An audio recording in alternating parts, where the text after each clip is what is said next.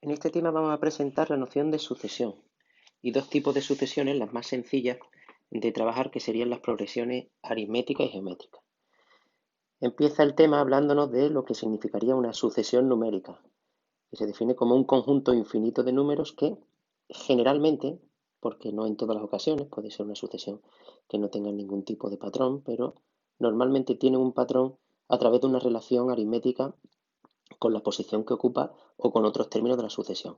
Nosotros trabajaremos con el término general, que es la relación que guarda cada término con la posición que ocupa. Bien, cada número que forma parte de una sucesión se denomina término. Para identificar los términos de una sucesión se utilizan normalmente dos letras minúsculas. La primera suele ser una de las primeras letras del abecedario, y la segunda, que es un subíndice, suele presentarse con la letra n, porque lo que nos está indicando es la posición que ocupa el término dentro de la sucesión. Es decir, que realmente tendríamos nosotros la primera, sí que el nombre sí que es una letra y es una letra invariante, y la n simboliza cualquier número natural que nos va a determinar qué posición ocupa ese término dentro de la sucesión. Entonces, por ejemplo, dentro de esta forma, a sub 1 representaría el primer término de la sucesión, a sub 2 el segundo y así sucesivamente. Vamos a ver algunos ejemplos de sucesiones. Nosotros podríamos indicar 2, 4, 6, 8, 10, que sería la sucesión que representa los números pares. Para pasar de un término al siguiente, lo que habría que hacer sería sumar siempre 2. Si nosotros queremos dar el término general de esta sucesión, simplemente tendríamos que indicar que a sub n es igual a 2n. Es decir, que cada término es el doble de la posición que ocupa. El primer término es el 2, 2 por 1, el segundo término 4, 2 por 2, el tercer término 6, 2 por 3 y así sucesivamente. La siguiente sucesión que se nos presenta como ejemplo sería el 2, 4, 8, 16, 32. Son potencias de 2. Para pasar de un término al siguiente se multiplica por 2. Entonces, el término de esta sucesión, si nosotros le llamamos, por ejemplo, b sub n, sería igual a 2 elevado a n. Es decir, que el primer término sería 2 elevado a 1, que sería 2. El segundo 2 elevado a 2, que sería 4. El tercero 2 elevado a 3, que sería 8, y así sucesivamente. La siguiente sucesión que presentamos es una sucesión bastante famosa denominada sucesión de Fibonacci, que fue su creador. Si nos damos cuenta, ahora no guarda relación con la posición que ocupa, sino con los términos anteriores. Si nosotros aquí, por ejemplo, a esta sucesión le llamamos C sub n, bueno, pues cada término es igual a la suma de los anteriores. Es decir, sería C sub n menos 1, indicando una posición menos, más C sub n menos 2, indicando dos posiciones menos. Claro, si cada término depende de los dos términos anteriores, los dos primeros términos hay que darlos para que tenga sentido esta sucesión. Los dos primeros términos de esta sucesión sería C sub 1 igual a 1 y C sub 2 igual a 1. A partir de estos dos términos puedo construir la sucesión sumando los dos anteriores. 2 es igual que 1 más 1, 3 es igual que 2 más 1, 5 es igual que 3 más 2, 8 es igual que 5 más 3. Si nosotros buscásemos el siguiente sería el 13, que sería la suma de 8 más 5. Lo siguiente que se presenta en el tema son las formas de expresión de la sucesión. Es decir, nosotros vamos a encontrar dos formas para expresar una sucesión. Como antes indicábamos, a través del término general, es decir, relacionando cada término con la posición que ocupa, y ya habíamos introducido que 2, 4, 6, 8, su término general era 2 por n, o 2, 4, 8, 16, 32, cuyo término general era 2 elevado a n. También se pueden presentar de forma que diríamos recurrente, es decir, a partir de los términos anteriores. En la sucesión de Fibonacci se daba el término a sub 1, el término a sub 2 y a sub n era igual que la suma de los dos términos anteriores. ¿Con qué tipo de sucesiones vamos a trabajar? Con las de término general. Porque las de término recurrente, para determinar un término, para calcular un término, necesitamos conocer todos los anteriores.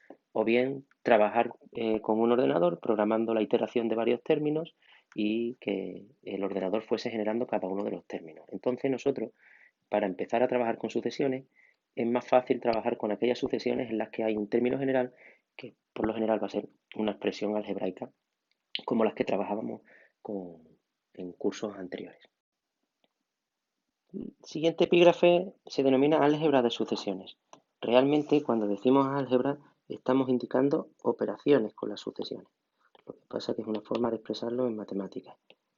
Pues bien, dentro del álgebra de sucesiones vamos a trabajar con un ejemplo con los términos generales de las siguientes sucesiones. Definimos a sub n como la sucesión 3, 5, 7, 9 y así sucesivamente. Para pasar de un término al siguiente vamos sumando 2 y la b sub n que sería 1, 3, 5, 7 y así sucesivamente. También hay que sumar 2, son números impares, realmente la diferencia entre a sub n y b sub n es el inicio. En a sub n inicia en 3 y en b sub n inicia en 1. Pues bien, en función de esas dos sucesiones, el término general sería 2n más 1, podéis comprobarlo. 2 por 1, 2 más 1, 3, 2 por 2, 4 más 1, 5, 2 por 3, 6 más 1, 7.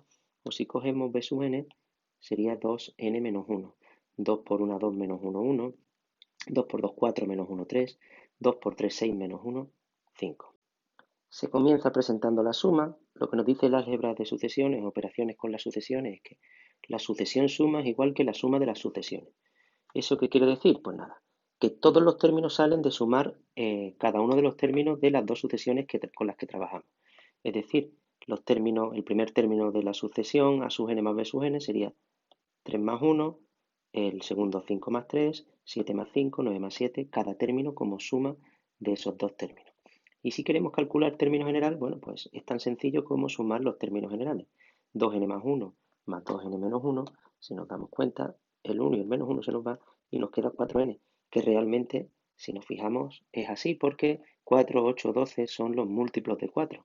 Los múltiplos de 4 en función de la posición que ocupa cada uno de los términos. 4 por 1, 4, 4 por 2, 8, 4 por 3, 12, 4 por 4, 16. Con la resta de sucesiones trabajaríamos de forma análoga.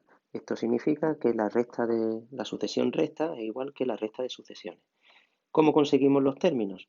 Restando término a término. Primero menos primero, segundo menos segundo, tercero menos tercero y así sucesivamente. ¿Qué es lo que nos ocurre? Que aquí siempre nos va a dar 2. ¿Por qué? Porque si nos damos cuenta, entre el 1 y el 3 van 2, del 3 al 5 van 2, del 5 al 7 van 2, del 7 al 9 van 2.